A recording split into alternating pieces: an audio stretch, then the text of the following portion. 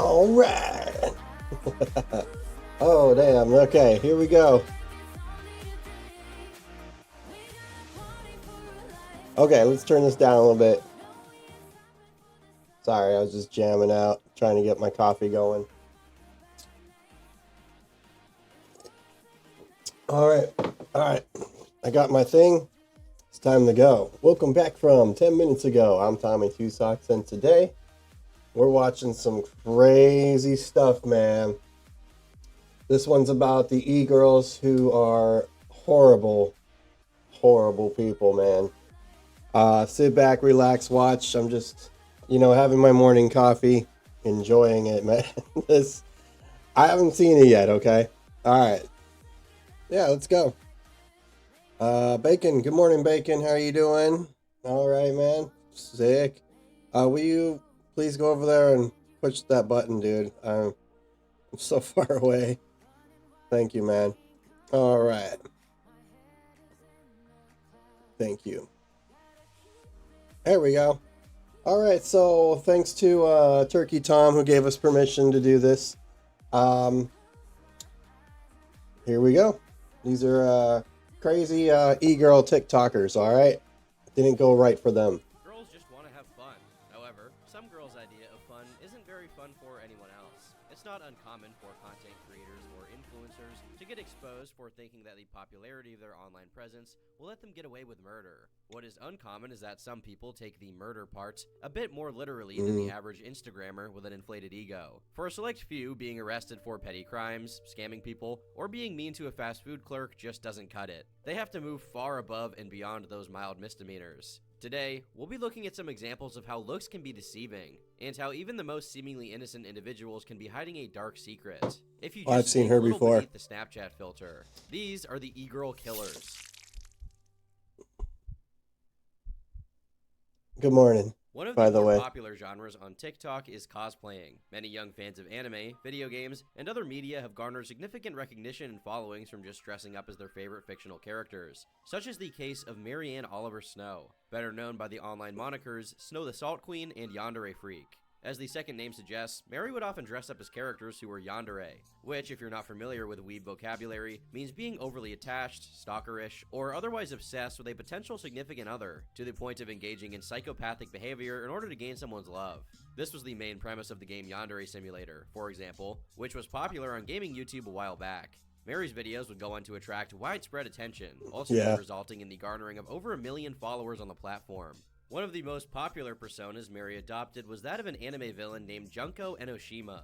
Junko, in the universe of anime and the video game series she's from, is presented as unhinged, violent, and often unpredictable. At times portraying herself as a ruthless antagonist, and at others, acting as an innocent yet charismatic schoolgirl. What was a little concerning is that Mary often played into many of the characters they cosplayed as, to the point that they were being referred to as alters. For those of you who are fortunate enough to be unaware of what this means, it has become somewhat of a trend for many TikTokers to have alternate personas that they supposedly slip in and out of at any given time, usually under the guise of having the extremely rare mental illness known as DID, or dissociative identity disorder. While the actual condition is seriously life-destructive, it's unfortunately been co-opted by attention-seeking teenagers, whose idea of being quirky is pretending to be mentally ill, which, if you didn't know, is a mental illness in and of itself. The same way communities like that of Tumblr normalized and romanticized being depressed so much that they ended up self-inducing it, TikTokers are doing the same to DID, which is a major red flag and a sign of recklessness. Mary would become friends with Helen Rose Hastings, a girl who shared her love for cosplay and anime. Oh, the two would yeah. become good friends, often collaborating on TikToks and taking photos with each other, something they'd continue to do for years. Mary first encountered controversy in 2019 for cosplaying in a graveyard, which was seen as very disrespectful and tone-deaf, causing Mary to be widely criticized for it. But that was only the first of Mary's many scandals, who, over the years, would receive many other accusations from various figures in the community of being toxic behind the scenes. Regardless of this, Mary's relative popularity and success in the cosplay community would continue to grow. Though it was never a secret that Mary carelessly played around with dark and disturbing things on social media posts, this would soon begin leaking into her real life, manifesting far outside of cosplaying. One night, when Mary and a group of friends, including Helen, were watching the TV show Gotham while smoking weed and drinking copious amounts of alcohol, Mary stated somewhat fortuitously that they had the same handgun as the Penguin, and proceeded to show it to the group, who began passing it around recklessly. The weapon had been left there by Mary's ex-boyfriend, and according to him, the gun had never been fired and was completely safe, as he had removed all of the bullets from the gun, leaving it unloaded. The group allegedly started waving the gun around as a joke, pointing it at each other and laughing as they did. Unbeknownst to any of them, the gun was actually loaded, a mishap that would soon change the course of the life. Hi, we're Visible. We're the wireless company with That's nothing really to hide. crazy, man. Seriously. In I've heard of Phoenix. that stuff Lives of before. everyone present. At one point, Helen jokes that Mary should point the gun at her, as if to kill her, saying, "Oh, shoot me." Mary complied, but when the trigger was pulled, the gun went off. Though it didn't have a magazine in it, the firearm had a bullet already loaded in its barrel, and with its safety off, the gun shot straight through Helen's head, much to the group's shock and dismay. After frantic calls to the police for medical care, Helen was taken to the hospital and was kept on life support for 2 days before tragically dying there. As a result of this, Mary was taken into police custody and charged with manslaughter, but was released on bail 5 days later. This extremely tragic accident could have easily been prevented in a myriad of different ways, had the safety been left on, or had the group exercised even a modicum of caution, and most importantly, if Mary's ex-boyfriend hadn't left his loaded gun in the care of someone who was not licensed to own or use it, this could have been avoided. Given all of this undeniable negligence, one would expect Mary to feel a good deal of guilt over it.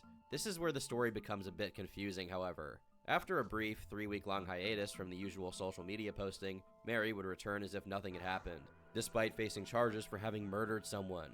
This blasé attitude was so thorough that Mary would go on to attend cosplay conventions. And as baffling as it was, most people simply did not know the story of how Helen died whatsoever. Most users just assumed Mary's hiatus was nothing more than a break due to mental health or otherwise personal reasons, and thought nothing of it as they continued to watch the content. Of course, nobody can hide from a crime as serious as this forever, and after Mary's court documents became public roughly a year later, many began to criticize the cosplayer.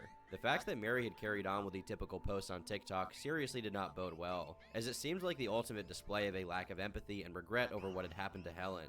It is also a possibility that those things were outlets for Mary to temporarily forget about the accident and deal with the trauma of having taken someone's life. But whatever the case may be, the backlash was severe enough to result in Mary privating and then soon deleting all social media. As of late 2021, Mary was standing trial for her friend's death. I gotta look this up. The case remains unknown. However, the story still serves as a grim reminder of how important it is to practice firearm safety. Oh, I see Melissa it. Yeah. was a Florida native who, in her teenage years, struggled a lot with body image issues. Her weight was often a source of insecurity, and she lacked confidence in her day-to-day life, something that many people can relate to. As she entered her early 20s, Melissa would go through college, accumulating a great deal of debt from student loans, but failing to gain anything that would land her a job, leading her to become frustrated and depressed. However, rather than give up, Melissa decided to seek. Have you guys seen, sorry, I don't mean to pause it, but have you guys seen that, like, you can get a master's degree in like, electrical applied science or, you know, just any applied science, electrical, I want to say mountain science. What the hell, dude? Anyway, you can get, like, a master's or a PhD in science right now, right? Or business, right? But then they're offering $15.90 something an hour for that master's degree, when you could go be a blue collar laborer or whatever. I mean, maybe not now because, how do I put this? There's not a lot of labor jobs that are available to the American public. Um, but the people that are going out and, you know, following the American dream and doing what the government says and going to college and getting huge debt are now being offered $16 an hour, but their debt is over $200,000 at 40%, or let's even say, like, say 18%, which is very low for your, you know, because you want to, like, the principal will be about 200. What am I saying? Interest. So the interest is so high that you can't even get out from under it. But then just to break the camel's back, they only pay you less than minimum wage for your job, because of course they're going to give you salary, but then they break it down and it's less than minimum wage. I'm just saying, you know. Seek out an alternative source of income. She would begin working out and eating healthier, and soon after, developed an interest in online cosplaying, which would manifest in her posting photos online. I've seen her face somewhere. Relatively mild success. In 2013, she met someone by the name of Sin, a man who would soon become her boyfriend, and the two seemed to have a healthy relationship. As this was happening, Melissa's career Sounds as a healthy cosplayer to began me. to take shape. She often dressed up as various pop culture characters, something she would become known for in the online cosplaying community. Over time, Melissa would come to learn of the success many other women online had experienced in the pornographic world. While completely different in nature, her experience and audience developed from creating content as a cosplayer. That's where I've seen her before. That was really famous. Making her a cam girl. Under the name Two-Thorned Rose, she would release lewd photographs and videos of herself, and also participate in the production of numerous adult videos, which would successfully hit its target audience as her social media presence would grow exponentially. I don't know, man. People who would continuously praise her for her looks. With all of these people paying for and promoting her content, she finally gained financial stability, and far above it. Over time, she decided to become independent as far as content creators are concerned. Instead of relying on getting jobs from pre-established companies, she started to monetize the pictures and videos she published of herself cosplaying on her own website, which is now defunct, twothrowedrose.com. This was a time before sites like OnlyFans were popular platforms for sharing this sort of content, so Melissa was, in a sense, trailblazing this wave of similar camgirl operations. I had to take a puff off my scuba. She also decided to make a YouTube channel around this time where she posted videos such as, "Watch me swallow a 10.5-inch sausage, no gag reflex." Unsurprisingly, her channel didn't last long and was soon deleted off the platform for posting mature and sexual content. I bet. Though even then, for the brief time her channel was up, she did get some amount of success on the platform. As time went on, her boyfriend Sin became more and more Can I take your order? No. Repeat that, please. involved in the process of content creation. This move, though having worked out at first, eventually would come to backfire on Melissa, as the involvement of business and money in their relationship rendered it somewhat toxic, ultimately causing the two to break up, which dealt a serious blow to Melissa's business model. Despite this loss, Melissa would soon meet another romantic partner in 2017 named Matthew Trustler. Their relationship initially seemed quite positive, as Matthew was known by his family and friends as a caring individual, and he provided Melissa with love and support during one of the most tumultuous periods in her life. The relationship was going so well, in fact, that in December of 2018, she moved into a two-story home with her boyfriend Matt in Florida. From an outside perspective, it seems like Melissa was living in the happy life she'd always dreamed of. However, as time went on, tensions between her and her boyfriend began to grow. Despite the happy portrayal on social media, their involvement would soon meet the same fate as Melissa's previous, deteriorating into pure toxicity as Matthew grew so focused on his relationship with her that he had essentially become isolated from his family and close friends. Their arguments would become more frequent and aggressive, and many who lived nearby would allege to often hear shouting matches between the two. These tensions would eventually culminate in October of 2019, when Melissa had called the police, claiming that she had come home and found Matthew dead on their patio. Despite the best efforts of paramedics, Matthew was too far gone, and was declared dead soon after. As stated before, Melissa said that she had found Matthew like that, and had no idea what happened to him.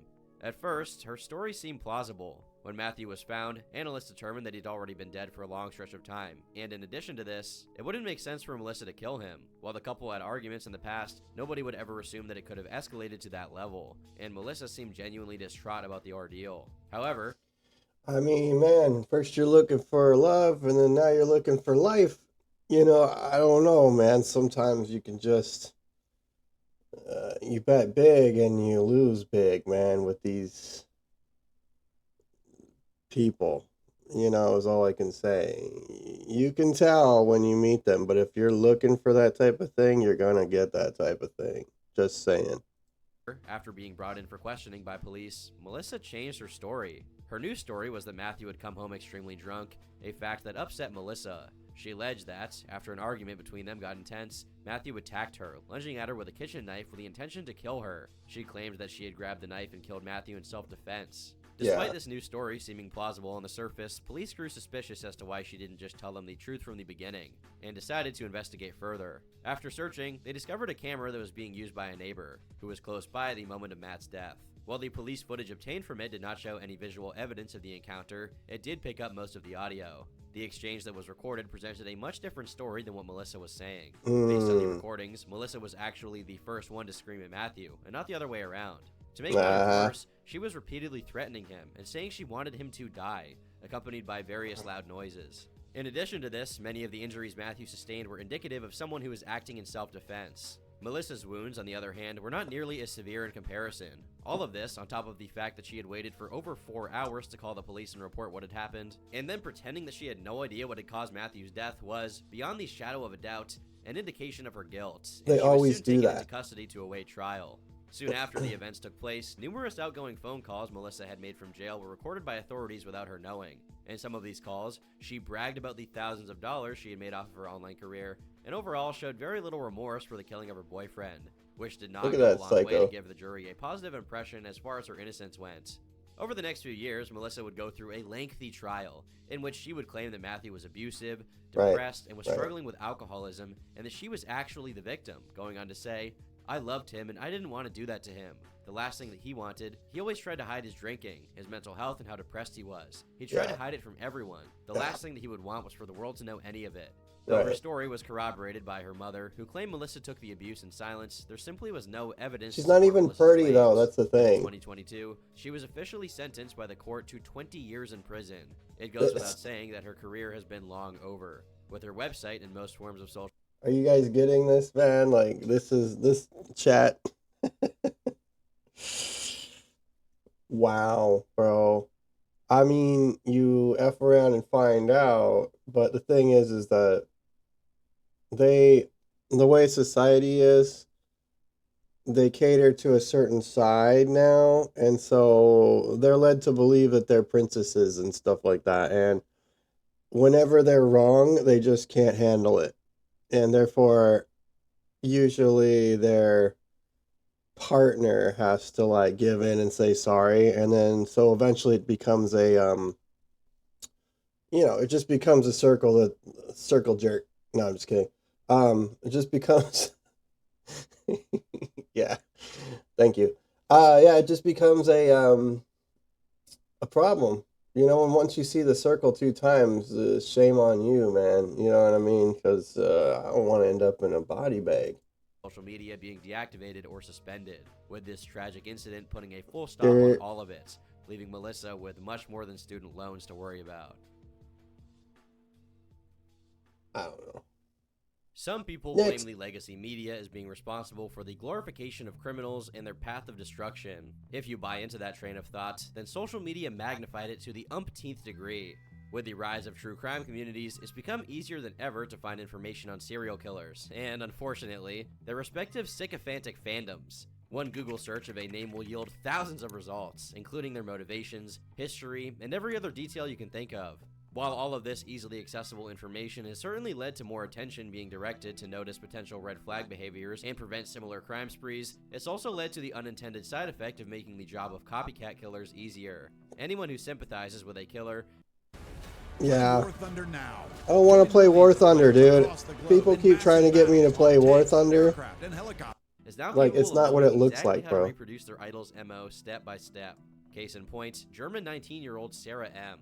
Sarah's full name and identity have been hidden for the most part due to restrictive German privacy laws, but this hasn't at all hindered her actions from garnering attention from onlookers on the internet. Originally born in Switzerland, Sarah was your stereotypical young girl. She took pride in her appearance, was well kept, Get outta and had a here. minor social media presence. During the year 2017, Old Sarah would bacon. repeatedly get in trouble with the law for excessive drug abuse. It's documented that she was often completely uncooperative and antagonistic towards authorities, often hurling insults and antagonizing them. Additionally, she was found to have swastikas drawn on her hands, which is strictly illegal in Germany. Eventually, this penchant of hers for breaking the law began developing into an obsession with 2 American serial killers, namely Ted Bundy and Richard Ramirez. For those unfamiliar with their crimes, Ted Bundy was a serial killer. Okay, so we know who Ted Bundy is, but I just want to say, like, if you're drawing swastikas on your hand, bro, like, come on, that's not a timeout. That's a clear cry for help, bro. I can understand if you're like Indian or something, you know what I mean? You have the upside down swastika, which means like something really good. But, but it takes a long time to explain this, so usually we just don't. You know what I mean? And rapist with a victim count so extensive that he himself wasn't even sure of how many people he actually murdered, though police estimate it was upwards of 60. He usually targeted young women, luring them by feigning some kind of physical injury, and when they offered help, he'd kidnap them. As for Richard Ramirez, he would break into people's houses in order to kill them, Such a racking up good 15 guy. victims in total. Sarah's obsession became so great that she would plaster posters of their faces in her room, as she would begin thinking of her own plot to become an infamous serial killer herself. One thing What? Sarah was obviously very aware of was that she was physically attractive, and when she started fantasizing about I mean, becoming we a all killer, are. she realized that this could be useful. Her plan would be then to, under the promise of sex, get her potential victim in a vulnerable position, and then kill them before consummating the act, and to repeat this formula as much as possible before being caught. The then 19-year-old girl set up an online dating profile under the pseudonym Domina Cherry, and soon selected her victim, a 38-year-old man by the name of Zayed. After matching with her, Zayed. striking up a Sorry, conversation, bro. Sarah began to flirt with him and suggested that they finally meet. Zayed agreed. Hey, water and he soon boy. picked her up from her apartment, not knowing Good he was morning. heading towards his untimely doom. While he was driving, Sarah pulled out a knife she had purchased 5 days earlier and plunged it into his neck. As this was happening, Zayed managed to grab the knife from her and stop his car, but he soon succumbed to his injuries and fell into a coma. He died while in intensive care 3 weeks later. Sarah attempted to flee to a nearby town, but was soon caught by police, who found her covered in blood. Posey. The news completely shocked those in the community, and the case soon began making international headlines. It was later discovered that on the day she planned to murder Zayed, she had excitedly messaged her friends about how she was about to claim her first victim. When brought to trial, many were shocked at her appearance. She was dressed in newly purchased clothes and had taken the time to do her makeup. Something no one would not expect from someone who was on trial for murder and could potentially lose her freedom for the rest of her life. In addition, she had drawn a pentagram on her hand, which was inspired by Richard Ramirez's court appearance in which he did the same, and shown it to the press as they took photos of her. Though whether she was doing this because of genuine satanic beliefs or just to get a rise out of people is unclear. The teenage murderer showed virtually no remorse for her actions, and was later sentenced to 12 years for her crimes, which is honestly quite a short sentence for premeditated murder, especially considering that her 12 years will not be served in an actual prison, but a socio-therapeutic facility. This is due to the fact that just 2 months prior to the murder, she had been diagnosed with having borderline personality disorder as well as strong suicidal thoughts, which prevented her from being condemned into an actual penitentiary. As a matter of fact, her defense attorney was asking for 8 years, so we're actually lucky that we even got 12. While the death of her victim is tragic, she thankfully was not given the opportunity to claim any more lives, and will hopefully serve out the entirety of her prison sentence without harming anyone ever again. However, given her behavior and lack of remorse prior and during the trial, I have a strong feeling we could be hearing from her again after her release.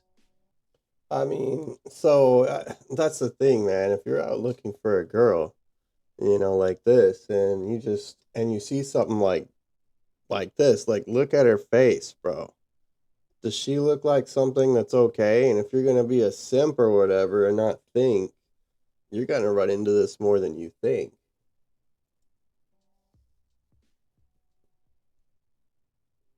Yuka Takaoke, who has given her actual name as Yuno Kaede, is a 21-year-old half-Chinese-Japanese woman who worked at Tokimeki Bin Bim, a Tokyo-based girls' bar as they're commonly known in Japan. This meant that, besides working as a hostess, she'd be available for going on dates with the patrons. That is, if they were willing to continually pay for it as they went on with it. As of the writing of this video, it seems that the bar is still open for business. Because the business model hinges almost entirely on how popular any particular hostess is, they're paid commission fees, meaning if they want to get more customers and make more money, they have to go out of their way to be attractive or unique in some way. Yuka would frequently post videos and photos of herself to Instagram and TikTok, cosplaying as anime characters. But not any anime characters, specifically yanderes, once again.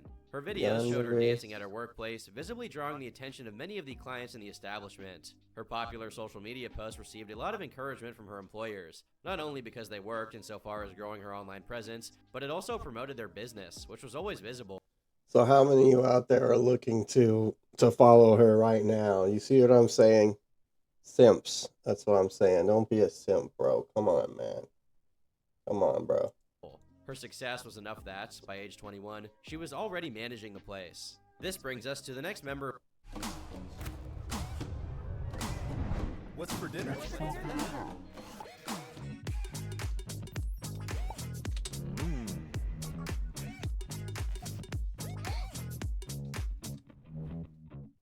Did you know that in Texas, rifles can be carried in public without a license? Uh-uh. Whereas in Florida, no open carry. Of our story, a man by the name of Luna, as he was known in his line of work, whose real name might be Ryugetsu, or Ryuzuki, as he's been referred to in a few Japanese news articles. Luna was in the same profession as Yuka, but in another bar called Fusion by Youth. in Thank the you. red light district of Thank you. Kabukicho, where he provided the services of host and boyfriend for rental. To put it mildly, Luna caught Yuka's attention and she grew increasingly infatuated with him, to the point where she poured thousands of dollars into him, hiring him as her boyfriend for an entire month, which, as much as it pains me to say, is not as uncommon of an occurrence as you may think. Because of her continued devotion to him, and partly because of the massive amounts of money she had spent to keep him around, Yuka and Luna soon began a relationship outside of their careers. As the story goes, Yuka took the relationship much more seriously than Luna did. This isn't that surprising since, after all, the relationship began only because of Yuka's obsessive spending habits. For him, she was little more than an object of money than anything else.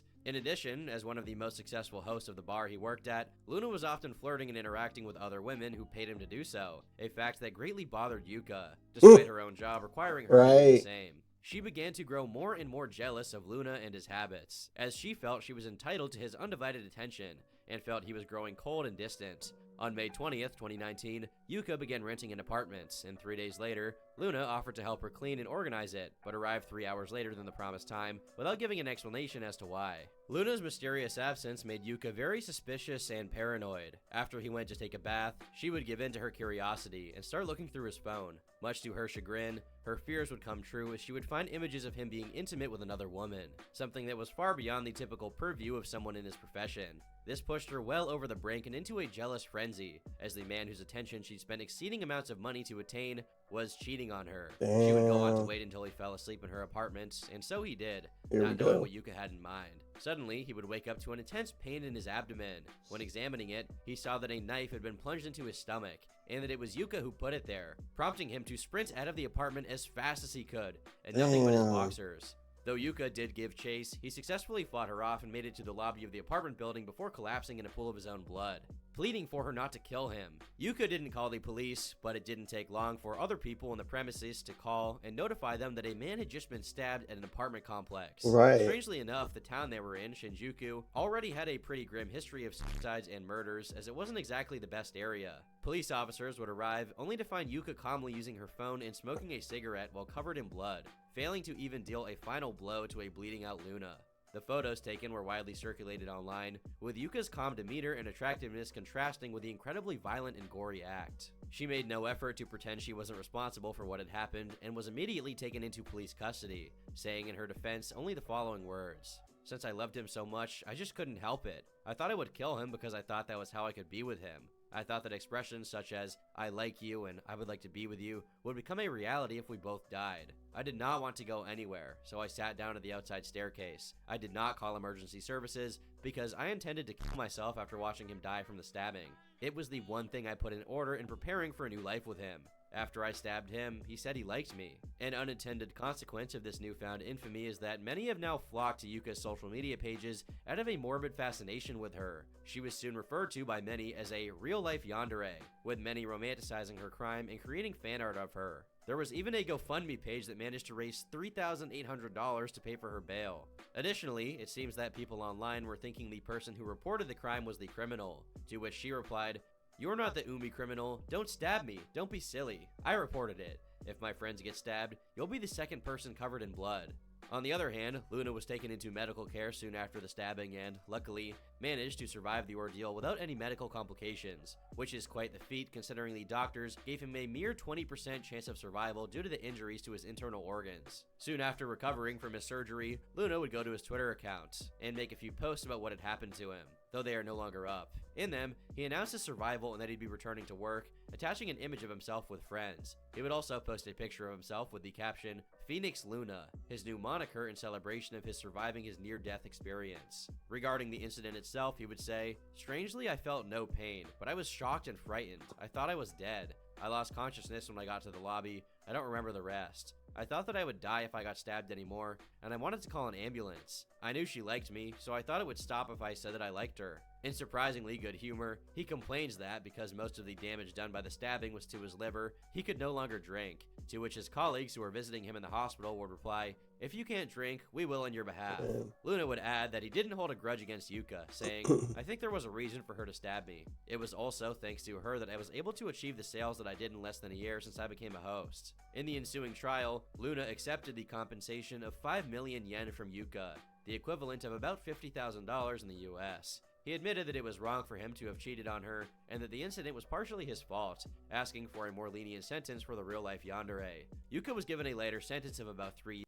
Hi, I'm JT, and I made Result JT, Hunter, the shut search the engine for conservatives. dude. Let me just tell you what it What the- does. First of all, Years for attempted murder and is currently serving it out in prison. It's unknown whether Luna is still working in his current profession or what he's done since the stabbing, but hopefully, Yuka does not go back to her yandere days when she gets out. I bet she will. I mean, if you're paying for this, you know what I mean? Then that's what it is. It's not going to change. It's in your head, man. It's not in his head. It's your head. He told you what it was, a transaction. If you're trying to think more, transaction is more than what it is, then you're just sadly mistaken. Sorry. Isabella Guzman was a girl who, unfortunately, grew up with a broken family. Her parents were divorced, and because of this, she had a very tumultuous childhood. Her mother, meanwhile, Yoonmi Hoi, sent her to live with her biological father, Robert Guzman, when she was 7 years of age due to behavioral issues. As the years passed, Isabella eventually moved back in with her mother and stepfather, but the bad blood between the two continued. Isabella's behavior often got her in trouble, eventually leading her to drop out of high school. Her relationship with her mother was anything but healthy, with the two arguing frequently. During a very bad exchange between the two in August 2013, Isabella spit in her mother's face and threatened her, and in fear for her safety, her mother called the police. When the cops arrived, they would try to get Isabella to understand the severity of her Don't actions, spit but to in no your mom's avail. In an face. effort to get her daughter to stop antagonizing her, Isabella's mother called on her father to visit, as their relationship was much more stable. Thanks, man. Robert recalled that the conversation seemed productive at the time, and that he had made progress as far as teaching her to be respectful of her mom. However, this effort would soon turn out to be in vain, as Isabella would take the tensions between her and her mother to a new extreme. On the night of August 28, 2013, Yoonmi Hoi returned home and told her husband Ryan Hoi that she was going to take a shower in the upstairs bathroom. Soon after, Ryan heard a scream from his wife and rushed to see what had happened. When he arrived, he saw Isabella slam the bathroom door shut. He tried to open the door but was unsuccessful, and after seeing a pool of blood seeping out from underneath the door, he decided to rush to the phone and call for help instead. While this was taking place, Isabella walked out of the house without saying a single word to Ryan or even acknowledging his presence. I mean- When medical assistants arrived and the door was breached, a bloodied baseball bat was found next to a deceased Yoonmi Hoi. It was later found that her throat was not only slit open, but that she had been stabbed a total of 151 times. An excessive Damn. display of violence that nobody could have expected. Isabella was caught the next day by the police and was immediately brought into custody. When the day of her court hearing arrived, she had to be forced from her cell to the courtroom and continuously made odd faces toward the cameras, almost mocking those watching. Relatives of Isabella were shocked. Her aunt, when asked for comment, stated that while tensions between her and her mother were bad, she couldn't believe Isabella could be capable of such a crime, going as far as to claim that Yoonmi Hoi had spoiled her daughter. During the trial, it was discovered that Isabella allegedly suffered from schizophrenia and had attacked her mother in a bout of delusion. She had suffered from intense hallucinations, and her defense claimed she was not even aware of the fact that she was killing her own mom. While one might be skeptical of this, her reaction to her stepfather confronting her as well as the excessive amount of violence used did add credibility to this claim. The plea worked, and Isabella was transported to the Colorado Mental Health Institution in an effort to rehabilitate her. At this point in this segment, you might be wondering how she's an e-girl, or what her online significance even is. Well, I in mean, a strange how? turn of events, the trial not would that become hard. viral on TikTok in 2020, with clips of her court hearing exploding on the platform.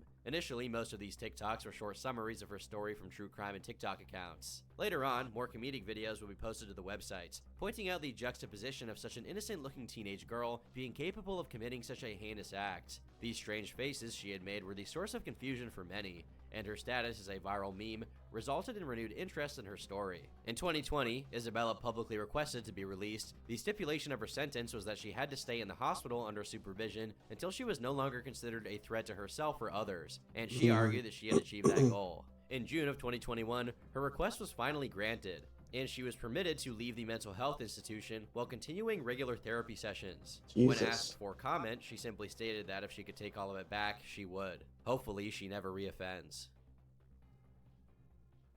Man, if you're out there going insane and then going into the hospital for killing your mom like 150 something times, you need to stay in. Courtney Taylor Clenny was born in the late 90s in Midland, Texas. At the young age of 13, she decided she wanted to be a performer, taking classes to learn how to sing, dance, and act. Her parents initially wanted her to be involved with sports in some way, enrolling her in activities like horseback riding and gymnastics, but they supported her preference. In her teenage years, she managed to get roles in theaters such as Snow White and Glinda the Good Witch from The Wizard of Oz. Besides the odd part, 8 Sleep Pod Cover. It's a liquid-cooled mattress topper that is clinically proven to give you better sleep. So let me tell you why I love it so much. in a commercial, most of her acting during this period never made it to TV. But after graduating, she moved to Los Angeles, where jobs for aspiring actors are relatively accessible, eventually getting cast as an extra in a couple of movies, namely Boyhood and Everybody Wants Some. Around this time, she also appeared in the music video for the G-Eazy single, Me, Myself, and I. Unfortunately for her, all of these roles were small, often going uncredited and unnoticed altogether. It was during this period of multiple years languishing in obscurity that caused her to start looking somewhere else for what she could do with her talents. The fact that she was blonde, blue-eyed, and relatively fit due to her athletic background led her to explore what she could do with her looks, which first landed her in a bikini competition, namely the 2016 MPC West Coast Classic. She had an impressive... See, this is what I'm confused about. Like, because you look good, you know what I mean? You get this like self, like whatever, and all of a sudden that's all you are. And let's use that. Let's not use this. Why? You know what I mean? Let's just use whatever you're given. Like, I can't even like. first go at competing, winning 6th and 9th place in 2 different categories. More importantly, the reward for this endeavor was much more immediate than anything she'd gotten from acting. A while later, she entered another contest called MPC Brew City, in which she got 1st place. This meant she could enter national competitions, but at this point, Courtney had a different idea in mind, given she already had an online presence through YouTube and other social media platforms, where she would post vlogs and updates to her preparation for the competitions. There was a growing demand for more pictures of her body. Her Instagram alone had well over 1 million followers by the end of 2016. Right. This culminated in Playboy magazine inviting her to a photo shoot, and Courtney took them up on the offer. Despite how that may sound, it wasn't anything explicit in nature, and according to a video she posted in 2018, she never intended to do anything nude. But, as we'll come to know, she definitely changed her mind on this. When she made that claim, OnlyFans had only been around for 2 years, and wasn't even close to the peak in popularity it would hit around 2020. When the potential for profit was too obvious to ignore, Courtney too would lose her reservations about it. Within a year of posting to the platform, she'd amassed almost $1 million, which also came with an alarming personality change. Though people were already noticing a difference in Courtney's demeanor all the way back in her videos from 2018, from polite and ambitious to crass and arrogant, it wasn't until OnlyFans that she became completely detached from reality. All of the money and attention she was getting online had gone to her head.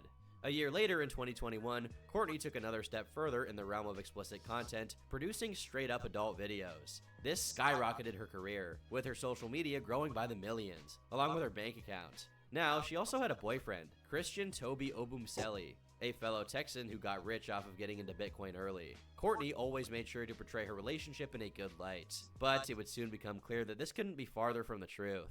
Something that her friends, acquaintances, and even neighbors at the time noticed was that, when Courtney got drunk, she became a very different person. As it turns out, this was a long-standing issue, with Courtney being arrested for public intoxication all the way back in 2015. The problem would resurface in 2020 when she got arrested for a DUI. She was released after paying an $8,000 bond and installing a breathalyzer in her car, but that didn't stop the alcohol from affecting other areas of her life. More and more, people would witness Courtney's episodes of drunkenness, and often, these would come paired with public spats with her boyfriend, Christian, who wasn't the aggressor, but the victim. They began with offhand remarks and demeaning statements, but eventually, these altercations became physical, with Courtney slapping Christian as a means of reprimanding him. Neighbors would complain about several explosive fights where they'd hear screaming, door slamming, and glasses breaking. In one instance, Courtney threw Christian's things off the balcony. In another, a neighbor of theirs caught Courtney swinging at Christian, scratching his face. A while after these incidents, they moved, but the abuse continued. Just a month after settling into their new place, Courtney was caught on camera being extremely violent towards Christian, who did nothing but defend himself. According to their new neighbors, Courtney was yelling at Christian so much they could hear it from 2 floors above. As tensions escalated between the couple, Christian began secretly recording their fights, and in an audio posted to TikTok by TMZ, Courtney is heard screaming at him, slapping him, and calling him the N-word multiple times. Drop your high pitch. Okay, I'm not doing it on purpose. You touched Alright, you know damn well the right thing to do is to tell me. Yes, and I am so sorry. So shut up and let me f***ing slap you, dumbass. No, you're not gonna slap me. On a few occasions, the police were called, one of which there's even body cam footage I mean, if you're going to treat me like that and slap me, you're going to end up in a barrel before I do. That's the way I see it. from one of the officers for. In it, Courtney's heard accusing Christian of stalking her, but the cops refrained from doing anything about these accusations since when the apartment was examined, it was obvious that he lived with her. A day after, law enforcement once again showed up, but this time it was different. The call didn't come from a rattled neighbor, but from Courtney herself, who told them that Christian was stabbed, while he could be heard in the background fearing for his life and saying he couldn't feel his arm, while Courtney repeatedly Can I take your order? Repeat that, please. Repeat that.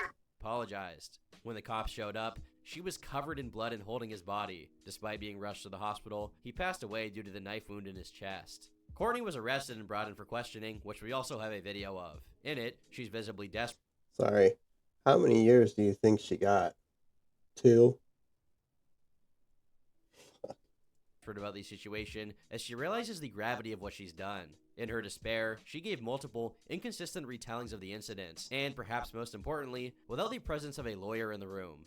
While she initially claimed she'd stabbed Christian in self-defense, there were no signs of bruising in her body to back the claim up, and according to forensics, the knife was thrusted in a downward motion, which went directly against claims that she'd thrown the knife at him from 10 feet away. Right. However, the interrogation ended abruptly as Courtney began threatening her own life. Because of local laws, people with that kind of Yo, risk Skull, can be good morning. institutionalized even in a situation such as hers, and as such, she was put in a psychiatric hold. The thing is, when this holding period ended, she wasn't arrested again, so she was free while awaiting a homicide trial, which is quite the extraordinary circumstance. A woman who was familiar with the case saw Courtney at a bar with her dad and confronted her. Right now, Oh, I remember this. you just know my boyfriend. Yeah, you did. Yeah, and yeah. Okay, cool. As negative attention kept piling onto Courtney's case, she went to Hawaii and bought a house worth $1.3 million. This was most likely done to transfer the money into an asset and hinder it from being seized. Her lawyer spoke to TMZ, reiterating Courtney's claim that she stabbed Christian in self-defense, adding that he had been abusing her for a long time. Meanwhile, a GoFundMe page was opened by his family to fund the arrangements for his funeral, raising over $80,000. As the couple's online history was unearthed, a few particular comments from them became the topic of discussion. For one, when she was a guest on a podcast just weeks before the murder, she mentioned her preference for black men in a way that suggested she was still single, which at the time she definitely wasn't. On the same token, a series of tweets from Christian surfaced that involved him disparaging black girls, along with others in which he glorified white women. Though he had made most of these in high school and in passing, the Tariq Nasheed types were merciless, essentially saying he deserved what happened to him because of the things he'd said. On August 10th, 2022, a whole year after the murder took place, law enforcement finally managed to break down the wall of litigation that Courtney's defense had put up to keep her out of jail, as she was arrested and charged with second-degree murder. Forensics showed that, based on the amount of blood on the crime scene, it took a while after stabbing him for her to realize what she'd done and call the police. Additionally, she was on call with her mother for the entire duration of the fight, and she confirmed that Courtney was accusing Christian of lying and telling him to leave the apartment. A few months later, Courtney went to trial and pled not guilty. Just 3 days after that, a multitude of new evidence would surface, which made her look even worse if that was possible. The couple's text messages would be shared with the public, and they showed that this wasn't the first time Christian was the victim of a stabbing. Messages of his from October 2021 said, "This crazy thing about all of this is that yesterday when you stabbed me in the leg and you saw how bad it was hurting me and I couldn't walk and I couldn't do what you were telling me, I wish I could take your pain away. I wish it was me and not you. The next morning, I still woke up happy I still gave you a good day, and even though my leg was hurting because my girlfriend stabbed me, I woke up happy I took you to Vegas. Drove right back, helped you shoot, drank with you, and did blow with you just so you're having a great day, and I'm doing all of this while my leg hurts so bad. Did I make you feel like for stabbing me? No, I just sucked it up and hope tomorrow will be better." A later message read, "What if the knife sliced my lip, my beard, my cheek, my eye? What might happen next time? I pray there is no next time like that. February was the worst month I had so far. I got cheated on, I got called that word again, I got slapped in my stitches that has reopened multiple times, and it's not healing fast enough. I've gotten kicked out." In another audio that was made public, Courtney is heard saying she literally wants to kill Christian. I'm actually not having a good day where I actually literally want to kill you, but you don't take me seriously. Seemingly everything was foreshadowing that this would be the final destination of the relationship. While her defense team tried to get a pretrial release, it would be denied as, due to her OnlyFans wealth and previous trips to Hawaii, she was seen as a flight risk. The trial didn't just affect her, but her family, since it was discovered that right after the murder, she'd wired $1 million to her dad, which reinforced that they were trying to protect her wealth. Her father claimed she didn't have as much money as people said she did, alleging her net worth was just $11,000 in liquidity and a little under $400K equity in her house. Just 1 month later, Courtney was denied bail and left the court in tears, as she's currently looking at the possibility of a life sentence for her crime. Man. I mean, if you're just gonna stab your boyfriend all willy-nilly, you know, maybe it's the boyfriend's fault, but bitch be trying to be sneaky. So what's the moral of the story here? Well, don't kill people. That's probably about it. As stated in the beginning of this video, we typically expect criminals to wear it on their sleeve, with face tattoos and whatnot, but looks can be deceiving. Heinous acts can be committed by anyone, and their appearance and sex can have nothing to do with it. Anyone could be a creep, anyone could be a murderer. This doesn't mean you should accuse everyone you know of potentially being some kind of dangerous actor or get paranoid about it, but it's more to say that these people are human too. They're girlfriends, TikTok stars, and daughters. Does that mean we can forgive their crimes? Of course not. But it does bring us one step closer to understanding them and how to prevent these crimes in the future. In any event, I've been Turkey Tom. Thanks for watching, and until next time, leave me alone. All right. That's another one in the bags. Thank you guys for being here. Hope you guys have an awesome day. And hang on, I'm getting the music right. Yeah. Okay. Thanks for being here, guys. That was pretty fun. If you guys want to see more videos like this, don't forget to subscribe and hip thrust that like button. And we'll see you guys next time on the Skunk Channel.